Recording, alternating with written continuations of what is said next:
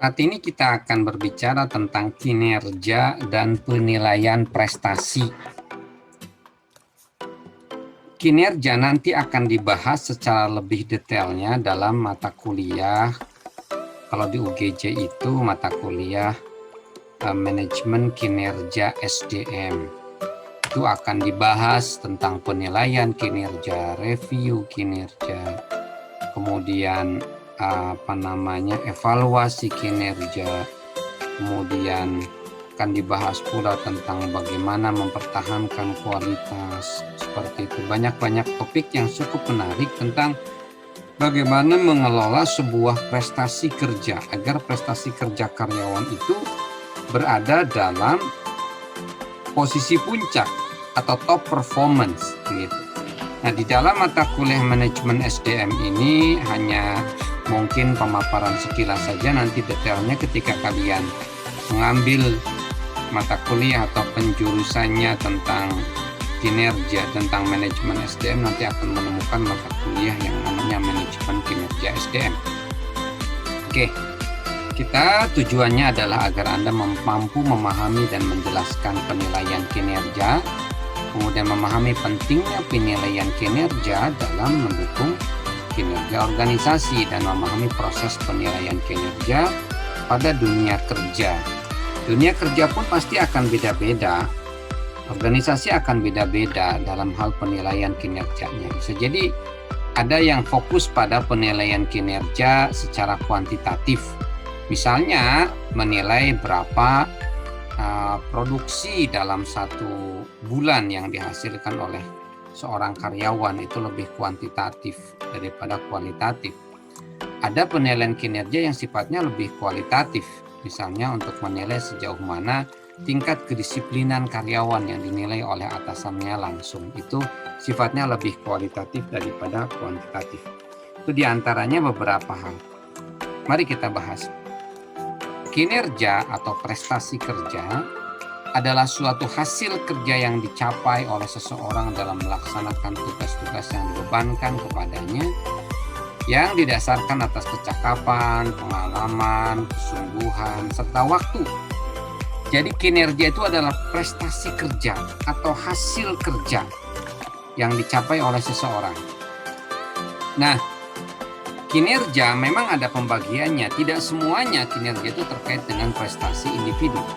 Ada juga kinerja itu merupakan kinerja tim atau kinerja grup. Kinerja tim atau kinerja grup itu berarti kinerjanya bukan satu orang. Yang dinilai itu adalah kinerja secara keseluruhan. Seperti Anda membuat makalah, maka ketika saya menilai makalah Anda, saya tidak menilai si A, si B, si C, tetapi menilai Anda sebagai sebuah tim. Ketika makalah itu jelek, saya tidak akan melihat kerja si A, si B, si C. Saya tidak akan melihat kerja si A, si B, si C. Saya akan melihat keseluruhannya. Walaupun misalnya yang bagus cuma satu orang, yang duanya misalnya kerjanya itu buruk, tetapi bisa menampilkan hasil yang bagus, maka saya anggap itu adalah kinerja tim, hasil kerja tim, dan saya kasih nilai semuanya sama. Seperti itu. Definisi lain, kinerja merupakan perilaku nyata yang ditampilkan setiap orang sebagai prestasi kerja yang dihasilkan oleh karyawan sesuai dengan perannya dalam perusahaan. Jadi perilaku nyata adalah kinerja. Nah, sekarang penilaian kinerja atau performance appraisal merupakan proses melalui mana organisasi itu mengevaluasi atau menilai prestasi kerja karyawan. Jadi di sini penilaian kinerja itu merupakan bagian dari praktek manajemen SDM yang dikelola oleh perusahaan. Jadi perusahaan yang berinisiatif untuk melakukan penilaian kinerja. Makanya di sini proses melalui mana organisasi mengevaluasi. Jadi yang mengevaluasi itu adalah organisasi. Proses melalui mana organisasi mengevaluasi. Jadi dalam hal ini penilaian kinerja itu dilakukan oleh organisasi. Begitu.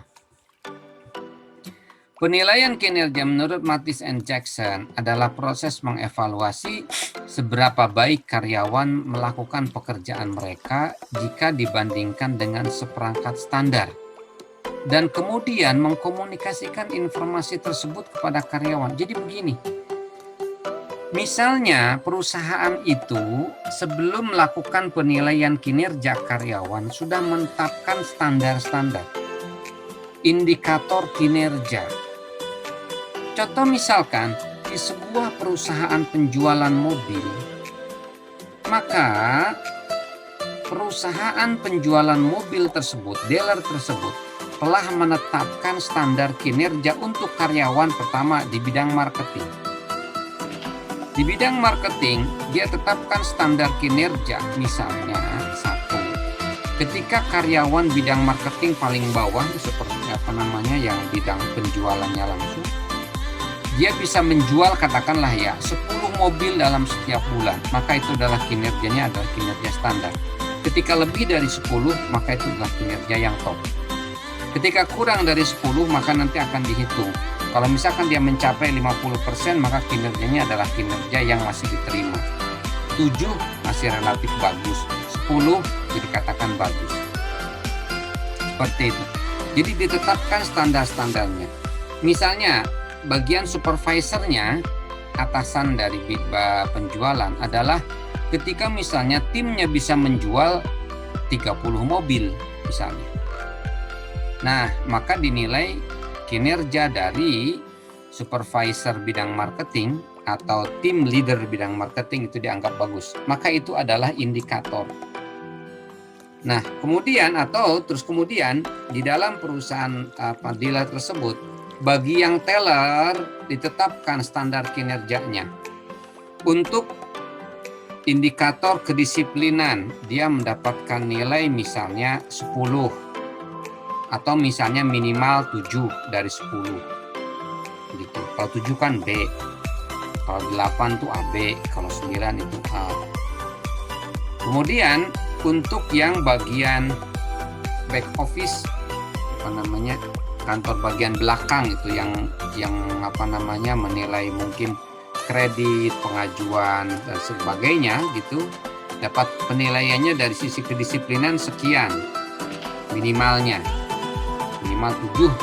Nah, itu adalah ketika nanti si perusahaan itu melakukan evaluasi setiap akhir tahun, katakanlah dia menilai kinerjanya orang bagian penjualan, menilai kinerjanya dari supervisor, menilai kinerjanya back office, menilai kinerjanya teller. Dia akan lakukan penilaian kinerja itu oleh si perusahaan dengan melihat, dengan membandingkan dengan standar tadi yang sudah ditetapkan. Setelah itu mengkomunikasikan informasi tersebut kepada karyawan. Jadi karyawan dikasih tahu, kamu ini misalkan bagian penjualan, ternyata kamu penjualannya baru nyampe kepada angka 8, belum nyampe 10. Jadi diinformasikan kepada si karyawan. Seperti itu. Alasan pokok penilaian kinerja. Manajer perlu evaluasi yang objektif terhadap kinerja karyawan pada masa lalu yang digunakan untuk membuat keputusan di bidang SDM di masa yang akan datang. Keputusan SDM-nya seperti apa? Apakah perlu untuk melakukan lagi training dan pengembangan untuk karyawan karena ternyata target yang diperoleh karyawan itu tidak sesuai dengan yang diinginkan, seperti itu. Misalnya, itu diantaranya keputusan di bidang SDM. Ataukah perlu untuk merekrut karyawan baru? Ketika merekrut karyawan baru, seperti apa karyawan baru itu yang harus direkrut? Berikutnya, alasan pokok penilaian kinerja. Manajer memerlukan alat yang memungkinkan untuk membantu karyawannya memperbaiki kinerja, merencanakan pekerjaan, mengembangkan kemampuan dan keterampilan untuk perkembangan karir, dan memperkuat kualitas hubungan antar manajer yang bersangkutan dengan karyawannya. Jadi penilaian kinerja ini adalah alat bagi para manajer, bagi pemilik perusahaan atau misalkan bagi direktur yang bisa membantu karyawan mereka memperbaiki prestasi kerja. Ketika misalnya katakanlah rentan penilaian kinerja itu dari Januari sampai Desember. Perhitungan tadi, misalnya kalau mobil per minggu per bulannya berarti 10, ya berarti per tahunnya 120, katakanlah seperti itu. Maka ngitungnya dari awal, dari Januari sampai Desember. Nah, Ketika selesai masa penilaian kinerja, maka kemudian dilakukanlah penilaian kinerja. Dengan tadi apakah merating angka 1 sampai 10, apakah melihat dari sales atau penjualan. Dan setelah itu, si karyawan mendapatkan feedback atau umpan balik. Dari umpan balik itu si karyawan diharapkan bisa memperbaiki kinerja mereka. Ketika ternyata kinerja mereka masih dikatakan kurang bagus, maka dia harus kemudian merencanakan pekerjaan berikutnya. Harus merencanakan dengan baik pekerjaannya di tahun yang akan datang. Si karyawan terdorong untuk mengembangkan kemampuan dan keterampilan untuk perkembangan karir. Bisa jadi dia dengan adanya penilaian kinerja, maka dia akan berpikir tentang karir. Bagaimana dia karir akan meningkat, ingin meningkat dengan penilaian kinerja tadi. Dan memperkuat kualitas hubungan antara manajer yang bersangkutan dengan karyawannya. Jadi penilaian kinerja itu ada juga yang dilakukan yang sifatnya itu dalam bentuk diskusi.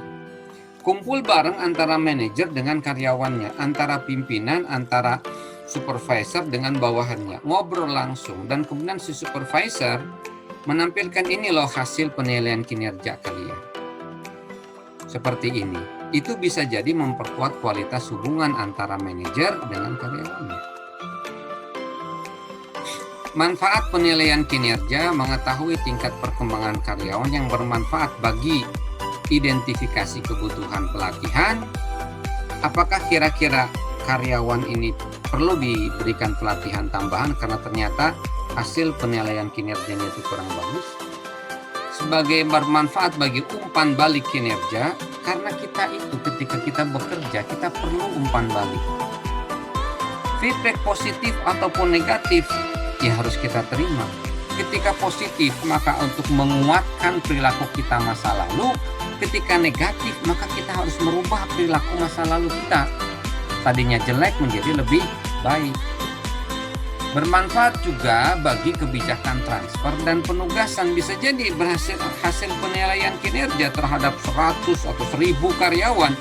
Ternyata ini ada beberapa karyawan di departemen X yang ternyata kinerjanya buruk, maka harus dipindahkan.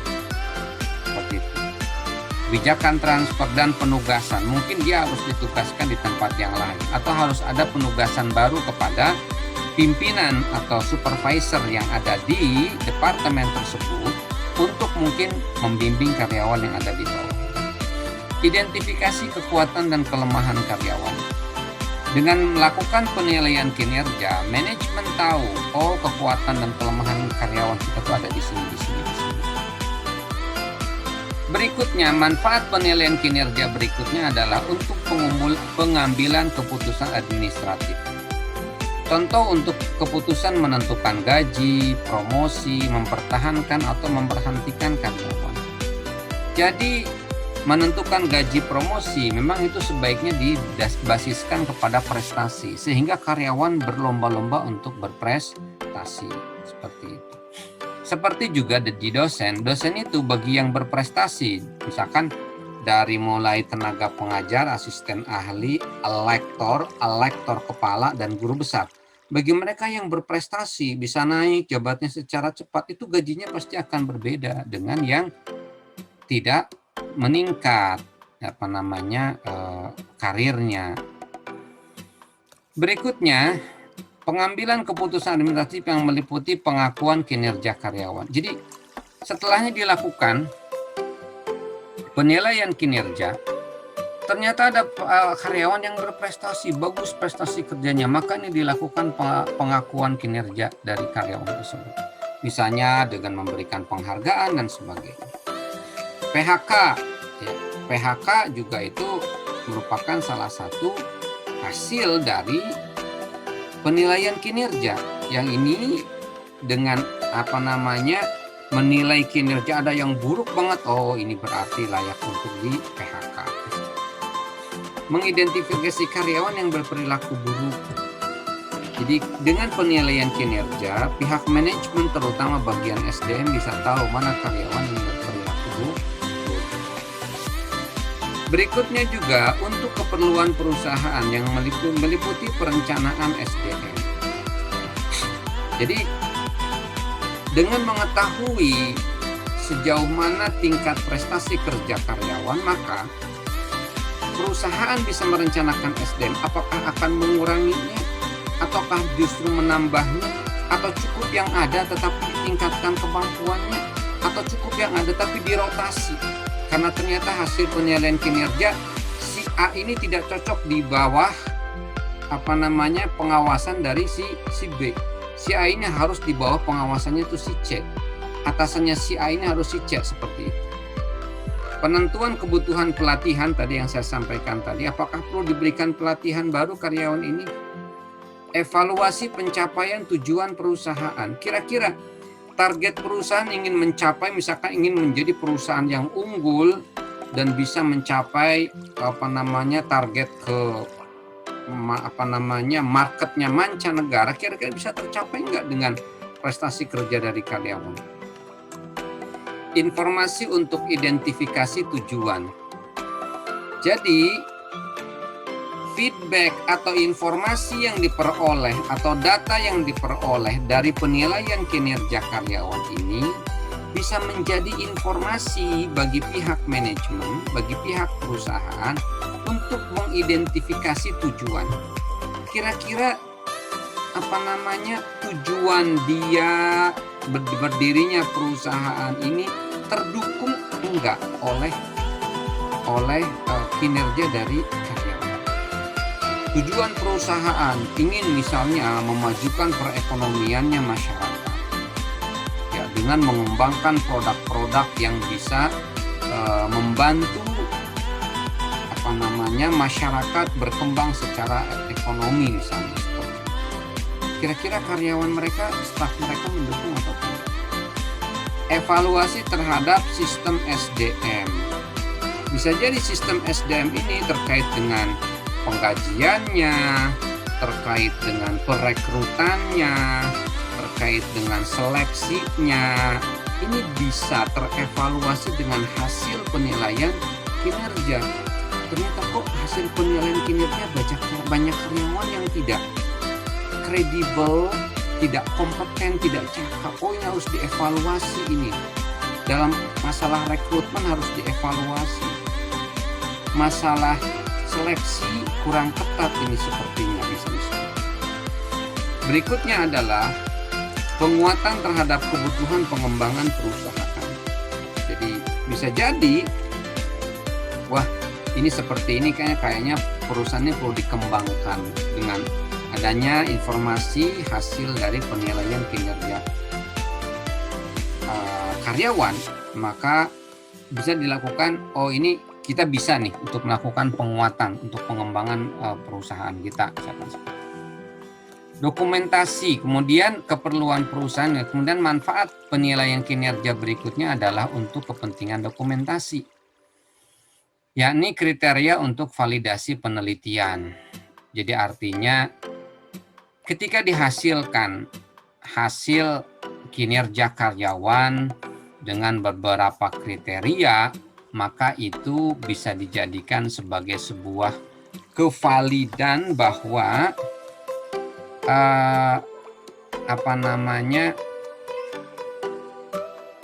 penelaahan terhadap kinerja karyawan itu sudah valid. Jadi gini, ketika karyawan diberikan validasi, misalkan diberikan kriteria, misalkan ada 1 sampai 5 dikatakan kinerjanya itu adalah standar, 5 sampai 7 adalah bagus, 7 sampai 8 itu sangat bagus, 8 sampai 9 itu istimewa, 9 sampai 10 itu adalah luar biasa, misalkan seperti itu. Nah, ini kan kemudian bisa menjadi sebuah kevalidan. Oh, valid ini ketika kita ingin mengambil sebuah kesimpulan bahwa kebanyakan dari karyawan kita itu ternyata ada di wilayah antara 7 sampai 8. Maka kriteria itu menjadi valid untuk hasil atau output dari pengkajian kita. Dokumentasi keputusan-keputusan tentang SDM. Jadi kayak buat lembaga pendidikan tinggi, penilaian kinerja itu merupakan hal yang penting yang akan ditanyakan oleh asesor Badan Akreditasi Nasional. Kenapa? Karena itu sangat penting penilaian kinerja itu. Sehingga ini perlu didokumentasikan, membantu memenuhi persyaratan hukum. Bisa jadi begini, ada perusahaan yang kemudian setelah melakukan penilaian kinerja, kemudian mengambil keputusan untuk merumahkan beberapa karyawan yang dianggap tidak berprestasi. Maka salah satu hal yang sangat penting oleh si perusahaan itu pegang adalah bukti bahwa ini ada penilaian kinerja nih, maka karyawan ini kemudian layak untuk dirumahkan. Isu terkait dengan penilai dari kinerja, ya. Yang dapat berfungsi sebagai penilai dalam penilaian kinerja adalah atasan langsung dan tidak langsung dan bawahan langsung. Jadi itu namanya ada bidirectional. Jadi bisa jadi bidirectional itu yang menilai kinerja atasan adalah bawahannya, yang menilai kinerja bawahan adalah atasannya. Gitu. Jadi bisa jadi misalnya si A adalah anak buahnya si B. Maka kemudian si B itu diminta untuk menilai si A karena si A adalah anak buahnya si B. Tapi dalam sisi lain bisa jadi si B itu juga sebagai atasannya si A dinilai oleh si A. Pada umumnya karyawan hanya dinilai oleh atasannya, baik oleh atasan langsung maupun tidak langsung. Penilaian oleh rekan dan oleh bawahan hampir tidak pernah dilaksanakan kecuali untuk keperluan riset. Walaupun jarang dilaksanakan, tapi ini bagus. Penilaian oleh bawahan, penilaian oleh rekan kerja atau peer review, sebenarnya review dari peer itu PER, rekan sejawat atau rekan satu level itu bagus. Karyawan berada dalam keadaan yang sangat tergantung kepada atasannya jika penilaian kinerja hanya dilakukan oleh atasan langsungnya. Atasannya dapat berlaku seolah-olah sebagai dewa yang menentukan nasib karyawan. Jadi ada kelemahan ketika karyawan itu hanya dinilai oleh atasannya langsung. Tidak dinilai misalkan oleh bawahannya atau tidak dinilai oleh teman kerjanya satu level. Atau tidak dinilai juga oleh orang luar eksternal. Siapa yang orang luar yang eksternal, misalkan klien, apakah supplier, apakah distributor.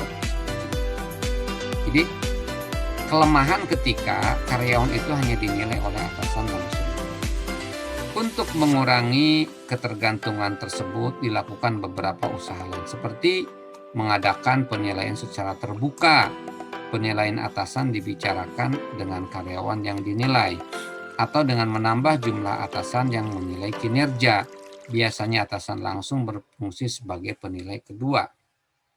Jadi penilaian kinerja bisa jadi terbuka, jadi dibicarakan dengan karyawan yang dinilai. Jadi berhadap-hadapan karyawan dengan atasan dengan bawahan. Dan kemudian atasannya menilai, menurut saya penilaian kinerja kamu tuh begini.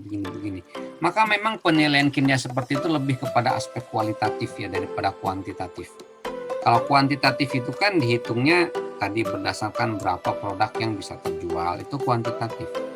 Kemudian dihitung juga dari sisi aspek produktivitas dari karyawan. Berapa produk yang dihasilkan oleh karyawan kalau misalkan dia di bagian operasional. Seperti nah, berikutnya atau dengan menambah jumlah atasan yang menilai kinerja karyawan. Jadi katakanlah di sebuah perusahaan bank kecil kayak BPR gitu ya.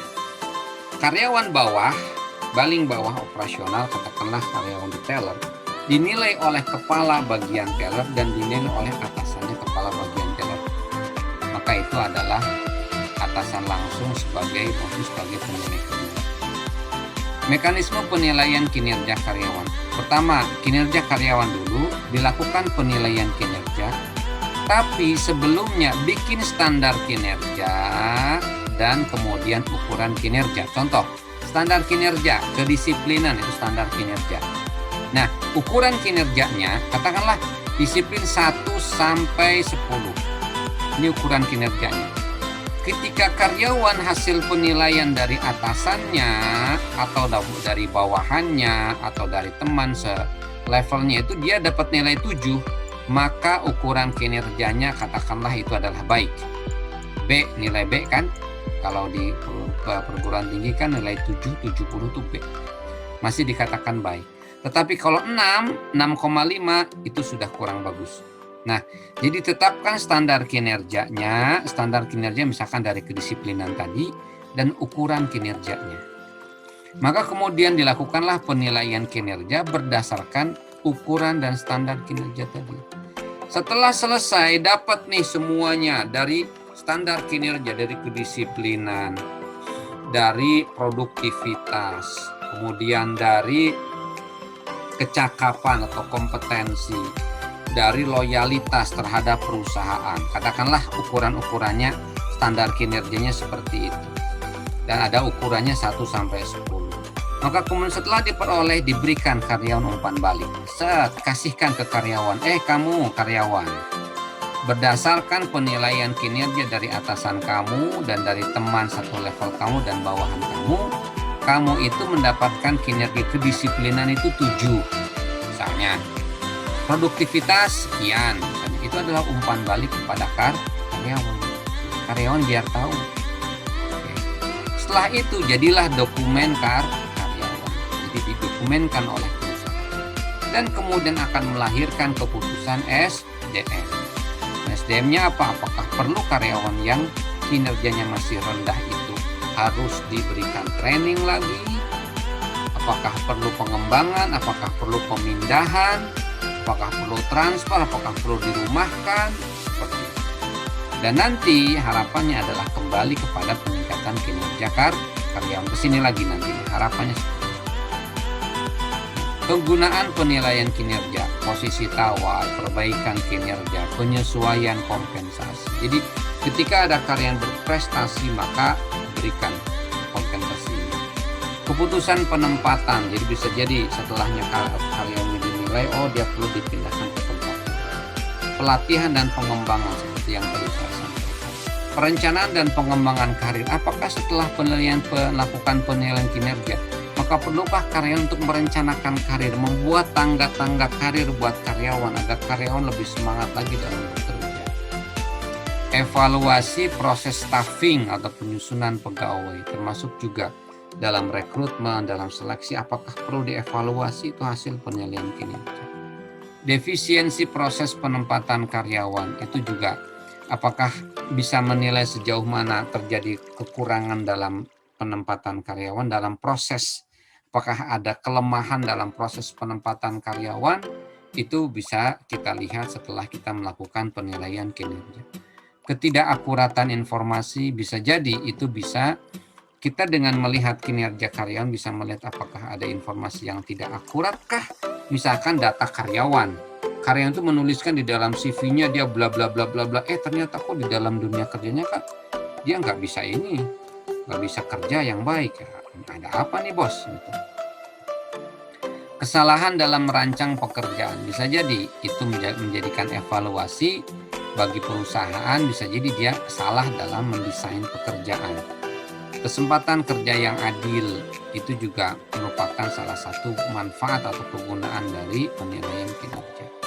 Mengatasi tantangan-tantangan eksternal. Jadi dengan kita melihat kemampuan di dalam, yakni kemampuan karyawan, kita bisa melihat sejauh mana kita mampu mengatasi tantangan dari luar.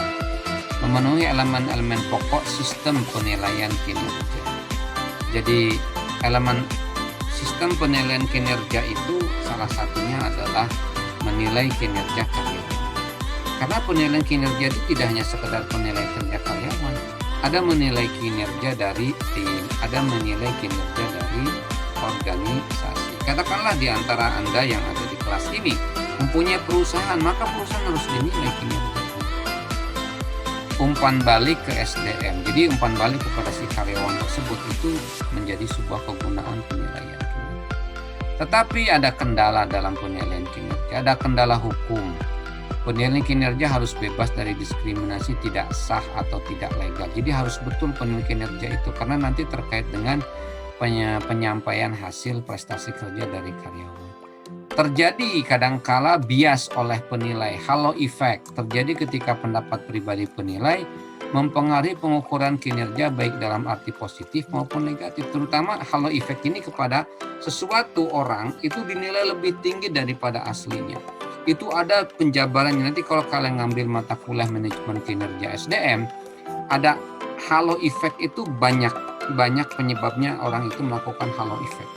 Contoh misalnya salah satunya adalah ketika si karyawan dilakukan penilaian kinerja, kelihatan bagus, kelihatan baik, ramah, sopan gitu kepada penilai. Sehingga kemudian penilai hanya melihat perilaku saat si karyawan dinilai. Katakanlah ketika penilaiannya sifatnya diskusi bareng seperti itu. Itu sering terjadi, itu suka terjadi. Kesalahan kecenderungan terpusat. Beberapa penilai tidak suka menempatkan karyawan ke posisi ekstrim. Dalam arti tidak ada karyawan sangat positif atau sangat negatif. Jadi kecenderungan tuh di tengah sedang gitu. Jadi nggak jelas. Ini karyawan ini sebetulnya cenderung kepada baik atau buruk karena penilaiannya tengah-tengah gitu. Jadi beberapa penilai tidak suka menempatkan ke posisi yang ekstrim, sangat jelek atau sangat bagus. Bias karena terlalu lunak dan terlalu keras. Bias karena terlalu lunak terjadi ketika penilai begitu mudah dalam memberikan evaluasi yang positif kepada kinerja karyawan. Terlalu lunak, terlalu banyak memaafkan kinerja karyawan yang kurang bagus. Bias karena penyimpangan lintas budaya. Penilai menilai tingkah laku karyawan berdasarkan pada kulturnya. Jadi ketika ada karyawan yang mungkin ketika berbicara itu cenderung keras karena budaya dia sejak lahir, maka kemudian diberikan nilai yang jelek oleh si penilai tersebut. Jenis penilaian kinerja tadi, penilaian hanya oleh atasan langsung tadi, penilaian oleh kelompok lini, atasan dan atasannya lagi, ya, di atasannya supervisor nih, dan atasannya supervisor. Penilaian oleh kelompok staf, atasan meminta satu atau lebih individu untuk bermusyawarah dengannya, atasan langsung yang membuat keputusan akhir. Jadi bisa jadi oleh kelompok staf yang memberikan penilaian, ya, memberikan rating misalkan atau dari 1 sampai 10 tadi tuh dari indikator dari standar penilaian tadi, standar misalkan dari sisi kedisiplinan dan sebagainya. Kemudian yang menilainya adalah kelompok staf. Kelompok staf itu berarti bisa jadi bawahan atasan satu atau lebih individu dengannya. Bisa jadi ini si A mau dinilai, si atasannya itu berminta kepada temannya si A atau bawahannya si A gitu, untuk memberikan masukan. Tetap sih yang membuat keputusan akhir adalah si atasan langsung dari si A tadi. Penilaian melalui keputusan komite sama seperti pada pola sebelumnya yang ini, kecuali bahwa manajer yang bertanggung jawab tidak lagi mengambil keputusan akhir. Hasilnya didasarkan pada pilihan mayoritas. Jadi komite barang kumpul-kumpul, misalkan satu komite kemudian menilai kinerja dari seseorang. Tapi hasilnya kepada hasil keputusan mayoritas dari komite tersebut. Penilaian berdasarkan peninjauan lapangan sama seperti kelompok staf, namun melibatkan wakil dari pimpinan pengembangan atau departemen yang bertindak sebagai peninjau yang independen. Jadi bisa jadi melakukan penilaian ke lapangan itu dilakukan oleh wakil dari pimpinan pengembangan atau departemen SDM sebagai peninjau yang independen. Datanglah misalkan orang SDM-nya itu orang bagian HRD-nya datang untuk melakukan penilaian. Penilai oleh bawahan dan sejawat. Tadi ya penilai oleh bawahan yang saya ceritakan atau sejawat peer. Aspek-aspek yang dinilai diantaranya adalah aspek kemampuan teknis dari karyawan, menggunakan pengetahuan, metode, teknik, dan peralatan yang digunakan untuk melaksanakan tugas, serta pengalaman dan pelatihan yang diperolehnya. Jadi bagaimana kemampuan teknis terkait dengan behavior, terkait dengan bagaimana dia menggunakan tubuh dia untuk menggunakan pengetahuan, metode teknik untuk melaksanakan tugas. Katakanlah seperti ya kalau supir ya pengalaman teknis mengemudi Kalau dia misalkan sebagai seorang driver, kalau dia misalkan bidang operation, bagaimana dia mengelola mesin. Kemampuan konseptual, kemampuan untuk memahami kompleksitas perusahaan dan penyusun bidang gerak dari unit masing-masing ke dalam bidang operasi perusahaan secara menyeluruh. Jadi memahami tugas, fungsi, tanggung jawab sebagai seorang karyawan. Jadi konseptual lebih kepada konsep otak dia.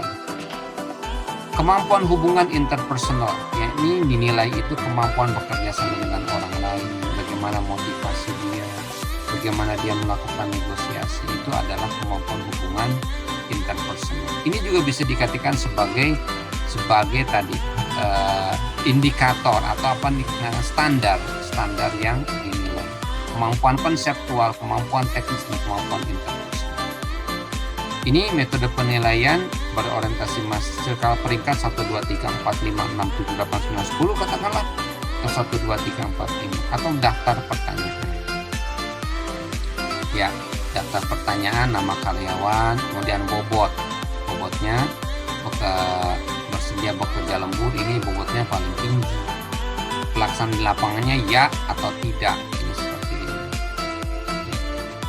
Metode dengan pilihan terarah, contohnya terarah itu gini, sangat atau tidak. Contoh, selalu teratur, menginformasikan terlebih dahulu ketika ada delay, atau tidak pernah teratur, selalu absen, tidak reguler, ataupun tidak reguler. Artinya dia teratur atau dia juga tidak teratur. Jadi tengah-tengah aja.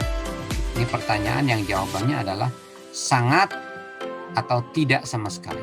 Most or least. Metode catatan prestasi, skala peringkat dikaitkan dengan tingkah laku, metode peninjauan lapangan, tes dan observasi prestasi kerja, berarti melihat bagaimana hasil kerjanya, misalnya tadi jumlah penjualannya berapa, begitu. Pendekatan evaluasi komparatif. Ada juga metode penilaian berorientasi masa depan. Jadi dia menilai dirinya sendiri, ya. Jadi si karyawan disuruh menilai dirinya sendiri. Kemudian ada manajemen berdasarkan sasaran. Jadi ada metode penilaian kinerja yang diarahkan pertanyaan-pertanyaannya apakah kira-kira ketercapaian sasaran-sasaran dari perusahaan bisa tercapai atau tidak. Penilaian secara psikologis dan pusat assessment center. Jadi ada penilaian itu khusus dilakukan oleh lembaga yang dibuat oleh perusahaan, namanya assessment center. Saya kira cukup untuk ini topiknya.